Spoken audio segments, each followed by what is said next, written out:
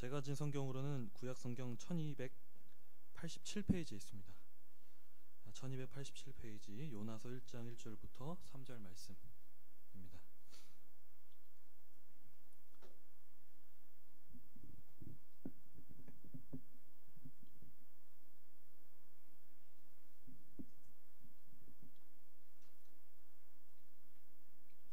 요나서 1장 1절부터 3절 말씀. 다 찾으셨으면 짧기 때문에 함께 읽도록 하겠습니다. 여호와의 말씀이 아미떼의 아들 요나에게 임하니라. 이르시되 너는 일어나 저 큰 성읍 니느웨로 가서 그것을 향하여 외치라. 그 악독이 내 앞에 상달되었음이니라 하시니라. 그러나 요나가 여호와의 얼굴을 피하려고 일어나 다시스로 도망하려 하여 욥바로 내려갔더니 마침 다시스로 가는 배를 만난지라. 여호와의 얼굴을 피하여 그들과 함께 다시스로 가려고 뱃삭을 주고 배에 올랐더라. 아멘. 오늘 말씀의 제목은 부족해도 괜찮습니다 라는 말씀으로 말씀을 나누도록 하겠습니다. 요나는 하나님의 말씀을 예언하는 선지자였습니다.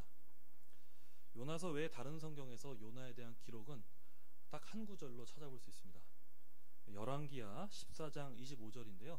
함께 찾아볼까요? 열왕기하 14장 25절에는 요나서 외에 유일한 요나에 대한 정보가 들어있습니다. 열왕기하 14장 25절 책갈피를 이렇게 끼우셔서 하시면 되겠습니다. 열왕기하 14장 25절 말씀입니다.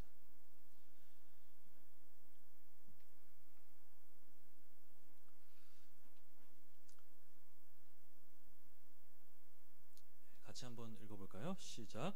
이스라엘의 하나님 여호와께서 그의 종 가드헤벨 아미떼의 아들 선지자 요나를 통하여 하신 말씀과 같이 여로보암이 이스라엘 영토를 회복하되 하맛 어귀에서부터 아라바 바다까지 하였으니. 이 열왕기하 14장 25절 말씀에 따르면 요나의 출신이 등장합니다. 가드헤벨 지역 출신이고, 하나님께서는 요나의 예언을 통해 여로보암 2세 때 하나님께서 약속하신 이스라엘 땅을 정복하시고 회복하십니다. 그래서 그 영토는 사실 그때 당시에만 주어졌던 영토가 아니라 모세에게, 일전에 모세에게 약속하셨던, 또 여호수아가 차지하려고 했던, 근데 지금 여로보암 2세 때 와서 하나님께서 약속하신 땅을 지금 회복하고 있는 것입니다. 그래서 열왕기 14장 25절에 보면 하맛 어기라는 지명과 아라바 바다라는 말이 나옵니다. 이 하맛 어기는 북쪽 경계입니다. 하나님께서 약속하신 북쪽 경계이고, 아라바 바다는 여메라 불리는 사해라고 말하죠. 그래서 남쪽 경계임을 지칭합니다. 그래서 당시 시리아 땅을 하나님께서 이 여로보암 2세 때 성취하는 것을 볼 수 있습니다. 그래서 우리가 이 사실을 바탕으로 요나라는 사람을 들여다본다면 요나는 하나님께 사용받은 사람입니다. 선지자로서 하나님을 신실하게 믿었던 사람임을 우리는 알 수 있습니다. 그런데 놀랍게도 우리가 본 요나서 1장 1절부터 3절 말씀은 그의 아이러니함을 봅니다. 모순을 보게 됩니다. 그가 하나님 말씀을 순종했던 이력이 있었지만 놀랍게도 그는 하나님께서 니느웨로 가서 심판을 선언하고 회개하라고 말씀할 때 그는 거부합니다. 거부하고 다시스로 가는 배를 타버리죠. 하나님 말씀을 듣지 않습니다. 왜 그렇습니까? 요나가 왜 하나님 말씀을 부정했을까요? 그에게는 순종할 수 없게 만드는 이유가 있었기 때문입니다. 이 순종할 수 없는 이유에 대해 살펴보기 전에 우리가 먼저 한 가지 기억하고 넘어갈 사실이 있습니다. 요나는 하나님 말씀을 불순종했지만 믿음이 없었던 것이 아니라 믿음 가운데 있었다는 사실입니다. 이게 바로 요나의 모순이자 오늘날 모든 신자의 모순입니다. 무슨 말입니까? 쉽게 말해 우리가 알든 모르든 간에 하나님께 반항할 때에는 믿음 가운데 있는 것이지 믿음을 버리는 것이 아니라는 것입니다. 우리가 믿음에 대해서 두 가지로 구분할 때가 종종 있습니다. 믿음이 있느냐 혹은 믿음이 없느냐. 물론 이렇게 믿음을 두 가지로 구분하는 것이 자기 스스로에게 적용할 때에는 굉장히 이점이 있습니다. 아, 내가 믿음이 없구나. 믿음이 있어야겠구나. 하나님 내게 믿음을 허락하여 주시옵소서. 그러나 믿음을 두 가지로 구분할 때 상대에게 적용할 때는 무리수가 따르죠. 제가 학생들과 PC방을 간 적이 있습니다. 그런데 그 한 학생의 아이디가 욕으로 구성되어 있었습니다. 그럼 그 학생은 믿음이 없는 것입니까? 아닙니다. 믿음 가운데 있지만 부족한 것입니다. 집안에서 부부가 싸웁니다. 그럼 부부 싸움을 하면 믿음을 버리고 그리스도를 배반한 것입니까? 그러지 않습니다. 부족한 것입니다. 교회에 와서는 선한 말과 기도로 삶을 살아갑니다. 그런데 직장에서 만약에 비리를 저지른다고 가정해보죠. 그러면 믿음이 없는 것입니까? 아닙니다. 믿음이 부족한 것입니다. 그래서 그 친구나 부부나 직원이 성령을 통해 깨닫고 나서 기도할 때에는 이렇게 고백합니다. 하나님 아버지, 잘못했습니다. 여기서 중요한 것은 잘못했는데 아버지를 의지하고 있다는 것입니다. 무엇입니까? 부족하여도 믿음 가운데 있음을 알 수 있습니다. 이게 바로 요나의 모순이자 신자 우리의 모순이라는 것입니다. 우리가 하나님을 아버지라 부르는 믿음이 있지만 그의 자녀에 합당한 걸맞은 인격과 삶과 모험과 수준과 도를 따라 우리가 100% 살아가고 있지 못합니다. 그럼 만약 우리가 100%가 아니라면 우린 믿음을 버린 것입니까? 그렇지 않다는 겁니다. 어느 날 한 신학자가 기차를 탔다고 합니다. 그런데 한 옆 좌석에서 아버지와 어린 아이가 기차 안에서 같이 앉아있는 모습을 보았습니다. 그런데 그 어린 아이가 갑자기 아버지 무릎 위에 올라가더니 하는 일이 무엇이었냐면 아버지 얼굴을 때리더라는 것입니다. 아버지 얼굴을 왜 때렸을까요? 철이 없어서겠죠. 철이 없었을 것입니다. 그래서 이 신학자는 그 상황을 보면서 굉장히 놀라했습니다. 그런데 그때 한 가지 깨달음이 이 신학자에게 왔습니다. 무엇이었냐면 그것을 보고 무엇이라 묵상했냐면 그 아이가 아버지의 얼굴을 때리려면 그래도 그 아버지 무릎 위에 앉아야 하는구나. 무슨 말입니까? 아버지의 얼굴을 때렸다고 해서 그 아이의 호적을 파는 것이 아닙니다. 얼굴을 때려도 그는 아버지 무릎 위에 앉아있는 것입니다. 아버지 품 안에 있다는 것입니다. 그게 바로 우리의 믿음을 대변하는 것이 아닐까요? 우린 100%가 아닙니다. 우리는 불순종이 우리 속에 있습니다. 그러나 믿음이 없는 것이 아니라는 것입니다. 그럼 본문으로 돌아와서 요나는 왜 하나님의 말씀을 듣지 않았을까요? 그에게는 쓴뿌리가 있었기 때문입니다. 요나에게 있어서 그 쓴뿌리란 바로 미움이란 깊은 심적 뿌리였습니다. 이 뿌리에 대해서 좀 더 추적해 보자면 두 가지 사실로부터 이해될 수 있습니다. 첫 번째는 니누에 대한 요나는 그 마음은 늘 싫어하는 마음이 있었습니다. 좋아하는 마음이 있지 않았습니다. 니누에는 어떤 나라입니까? 아수르 제국의 수도였습니다. 그런데 아수르는 무자비한 나라였습니다. 아수르에 대한 자료를 보니까 어떤 왕은요 상습적으로 살아있는 자의 입술을 물어 뜯었다고 합니다. 그리고 손목을 잘랐고요. 또 어떤 왕은 살아있는 사람의 가죽을 벗겼다고 합니다. 그리고 종종 희생자들의 목을 산더미처럼 쌓아놓고 전시했다고 합니다. 왜 전시했을까요? 자랑하기 위해서겠죠. 다른 나라를 무력으로 다스리기 위함이었겠죠. 아수르가 이런 국제적인 반응이 가능했다면 내부적인 느느웨의 영적 상황은 어떠했겠습니까? 요나가 결코 좋아할 리가 없겠죠. 동시에 아수르는 북이스라엘과 원수지간이었습니다. 느느웨는 당시 그 어떤 나라보다 강했던 아수르의 중심이었고 이스라엘은 그냥 조그마한 나라일 뿐이었습니다. 이스라엘은 침략을 당하지 않았을까요? 실제로 아수르에서 정복당하지 않았습니까? 그렇게 무자비한 아수르가 이스라엘에게 행하였던 짓은 불보듯 뻔한 일입니다. 요나는 좋아할 수가 없었던 것입니다. 그래서 요나에게 니누에란요 멸망당해야 할 대상이지 회개받아야 할 대상은 아니었습니다. 그런 거와 같죠. 저 사람을 결코 봐줄 수 없다. 왜? 긍휼이란 어느 정도 가능성이 있는 상태여야지 내가 봐줄만 하지. 내가 가지고 있는 그 기준을 넘어서면 절대 봐줄 수가 없는 것이죠.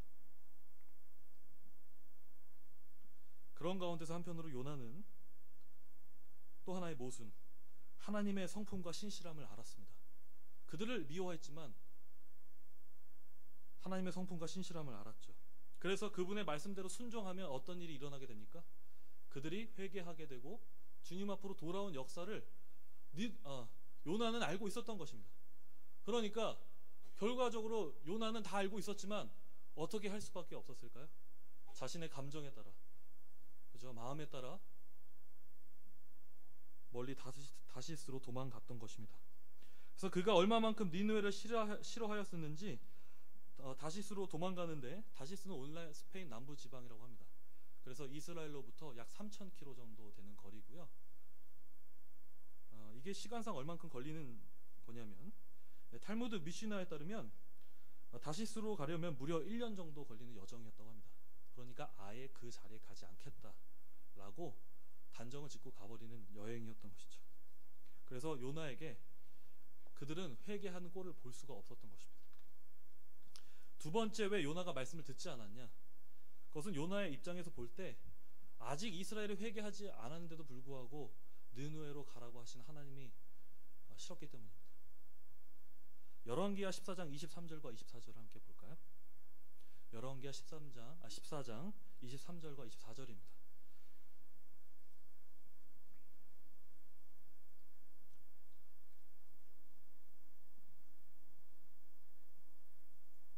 열왕기하 14장 23절 24절 같이 읽도록 하겠습니다. 시작.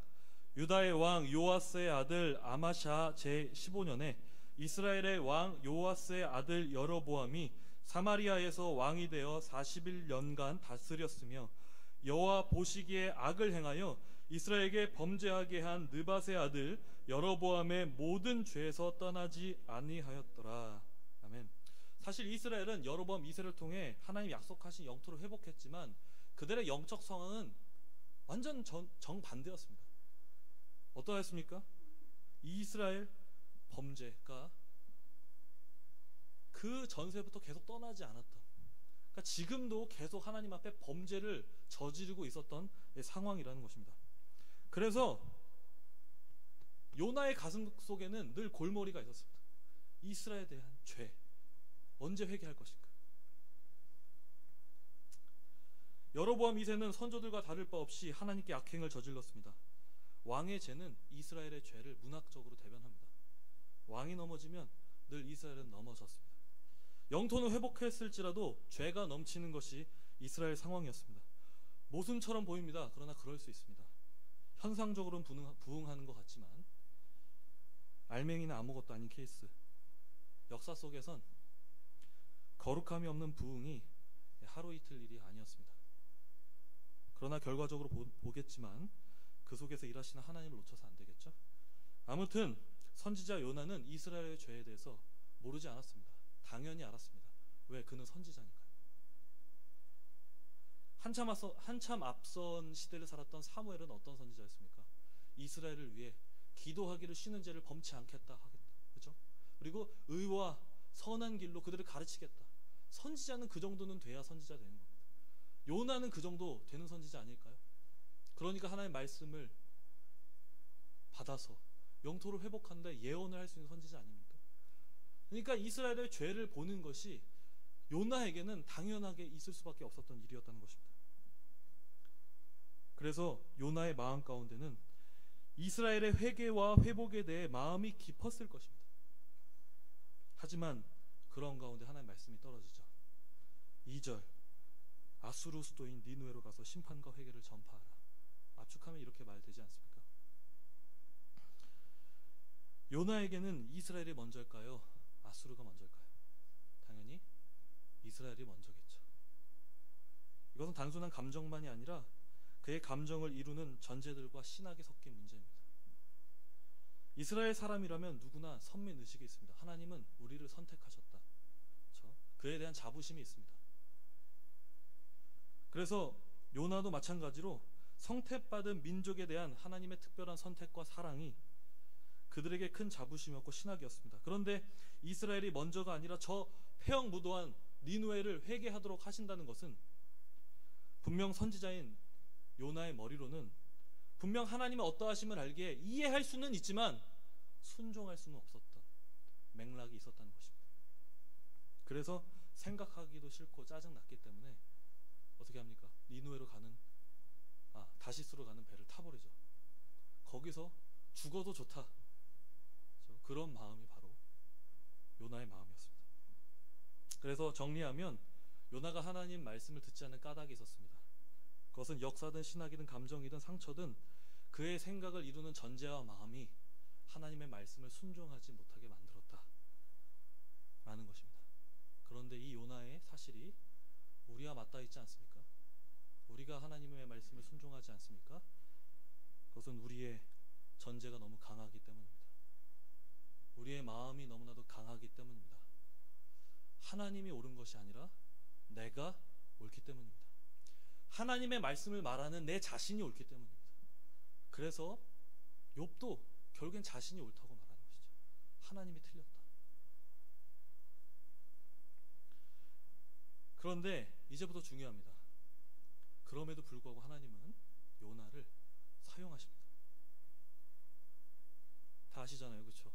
니느웨가 요나의 선포를 통해 회개하였습니다. 요나를 사용하십니다. 그럼 질문은 이렇습니다. 왜 하나님은 이런 요나를 사용하실까요? 이유가 어찌되었든 니느웨로 가기 싫어 저렇게 반항하고 투정 부리는 놈을 왜 사용하실까요? 하나님은 요나가 아니면 그 역사를 이루시지 못하는 걸까요? 요나가 아니면 니느웨 백성이 회개하지 못하는 걸까요? 하나님은 당신의 일을 이루시는데 능수능란한 탁월한 어떤 사역자가 필요하신가요? 하나님은 말 못한 모세를 사용하셨습니다. 왼손잡이 에웃을 사용하시고 여선지자 드보라를 사용하셨습니다. 이방 잡족인 갈렙을 사용하시고 용사 같지만 영적으로는 너무나 허접한 삼손을 사용하셨던 바로 하나님, 당신은 사람의 움직이시는 분이 아니라 당신의 일을 이루시는데 당신 스스로가 주체가 되시는 분이라는 겁니다. 오늘날 무슬림들이 사는 선교 지역에는 복음과 성경을 전할 수 없어서 요즘 일어난 역사가 그들에게 환상을 보이셔서 그들 스스로에게 복음을 전하지도 않았지만 그들 스스로가 예수님의 존재를 깨닫고 선교사님들에게 나와 성경을 가르쳐 달라고 고백을 한다고 합니다. 그래서 오늘날 이란 사회가 핵을 포기하면서 경제적으로 열리게 되는 상황이 이르렀는데 그들 가운데서도 그런 복음의 열매들이 일어나는 것을 볼 수 있습니다. 하나님은 어떻게 일하셨습니까? 사람을 통해 물론 기도함을 통해서 성도의 눈물을 통해서 일하셨은 줄을 믿습니다. 나 분명한 것은 하나님은 환상을 통해서도 일하시고 하나님의 손에 잡히는 무엇으로 하나님께서 사용하신다면 그 모든 것이 다 사용되는 것입니다. 그래서 사람의 어떤 능력과 탁월함으로 하나님의 나라와 주권이 이루어지는 것이 아니라 당신의 그 영광과 충만함으로 하나님의 역사가 이루어진다는 것입니다. 그렇다면 왜 요나를 사용하실까요? 그것은 요나가 아버지 무릎에 앉아 뺨을 때릴지라도 그는 아버지의 자녀였기 때문입니다. 하나님은 그 넓으신 지혜로 니느웨를 선교해 가시기도 하지만 동시에 중요했던 것은 요나라는 사람도 중요했습니다. 하나님은 그 속에서 일하는 요나를 하나님의 형상대로 빚어가기를 원하셨던 것입니다. 중요한 것은 니느웨만 중요했던 것이 아니라 요나도 중요했던 것입니다.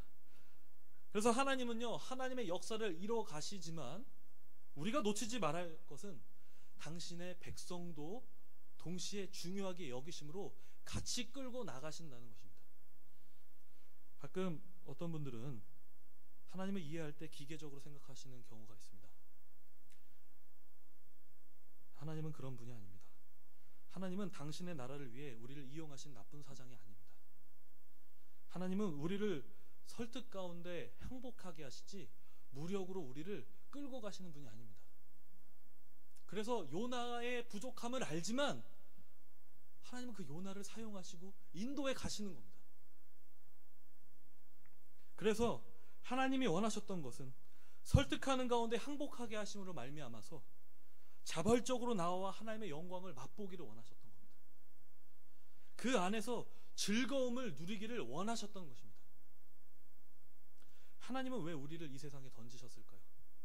나쁜 사장과 같아서 그렇지 않습니다.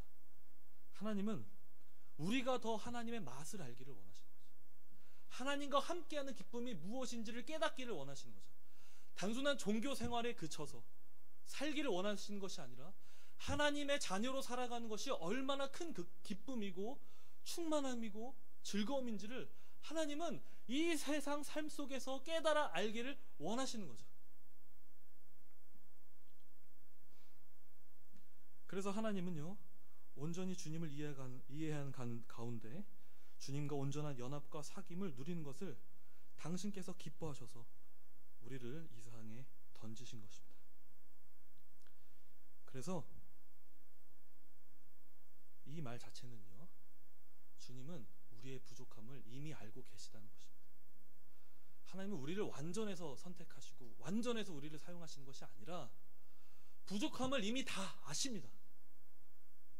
부족함을 다 알지만 하나님 우리를 사용하시고 인도하시고 기회를 주시고 여시고 하시는 이유는 내가 누군지를 알기 위해서. 이것은 단지 사역 자체가 중요하다는 말씀을 드리는 것이 아닙니다. 우리가 얼만큼 위대하고 우리가 얼만큼 놀라운 일들을 벌이고 있는가를 말씀드리고 있는 것이 아닙니다. 가장 중요한 것은 우리가 아버지를 어떻게 알고 있는가 라는 것입니다.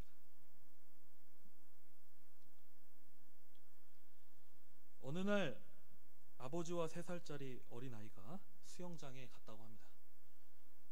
아버지가 물에 들어가 아이에게 손짓합니다. 들어오라고. 그러면 이 아이가 어떻게 생각하겠습니까? 들어가야겠죠. 아버지가 안에 있는데, 이미 물에 아버지 들어가 있는데. 그런데 이 아이는 들어가지 못합니다. 왜냐하면 아버지를 믿지만 물 또한 두렵기 때문입니다. 그러나 아버지는 물 안에 들어가 계시는 겁니다. 왜? 그 물 안에서 아버지와 누리는 기쁨을 더욱 맛보게 하시려고. 그래서 하나님은 요나가 싫어하는 그 상황을 만드시어 그를 성숙하게 하시려고, 하나님이 누구신지를 더욱더 깊이 알게 하시려고 그런 상황을 우리에게 허락하시는 것입니다. 우리에게 던져진 그 고난, 우리가 이해할 수 없는 그 상황, 왜 하나님은 우리에게 그런 것을 허락하셨습니까? 하나님은 악해서가 아니라 우리가 생각하는 것보다 더 넓은 차원으로 우리를 사랑하시고 이해하시기 때문에 아버지는 그런 것을 허락하시는 겁니다. 한 말씀 드리고 말씀 마치도록 하겠습니다. 우리는 아버지의 뺨을 때리는 어린아이와 같습니다. 아버지의 놀라움은 더 깊은 데 있습니다. 아버지는 KTX와 같아요. 아이가 아버지를 반항하여 기차 안에서 이리저리 뛰고 아버지 뺨을 때려도 결국에 그 KTX는 부산으로 가게 되어 있는 것입니다. 하나님은 그 기차를 들어 우리를 인도하시는 분입니다. 결국에 하나님의 어떠하심을 깨닫도록 인도하시는 분입니다. 그래서 우리는 더 깊게 생각할 것이 그냥 단지 하나, 하나님이 우리를 정말 사랑하고 계시는구나, 우리가 부족해도 괜찮구나, 동시에 옆에 있는 형제 자매가 부족해도 괜찮은 겁니다. 우리가 언제 교회가 사람이 다 완전해서 교회가 잘 되는 겁니까? 그렇지 않습니다. 부족하지만 하나님이 계시기 때문에, 하나님이 우리를 들어 인도하시기 때문에 괜찮은 것입니다.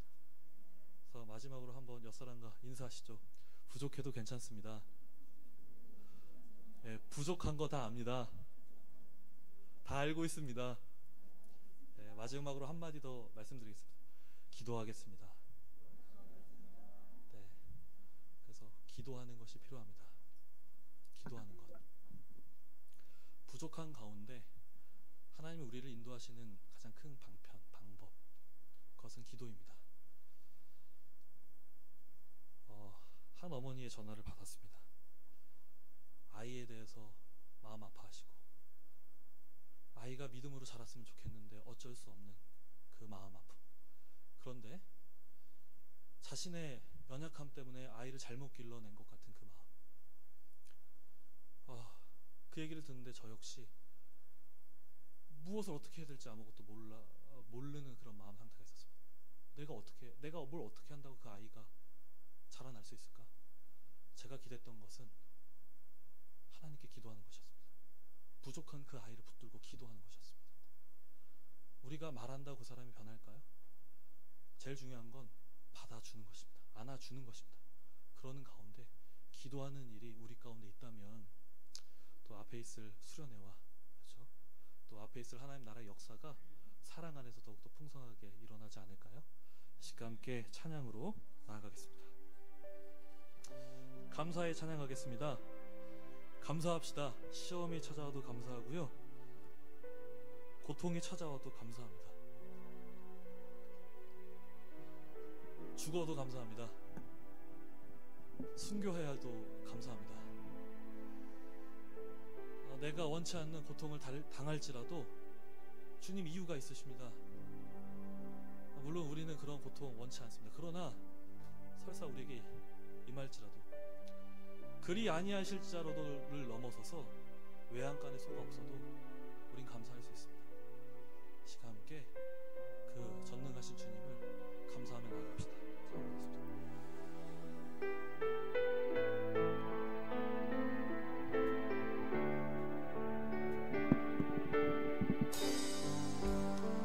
감사해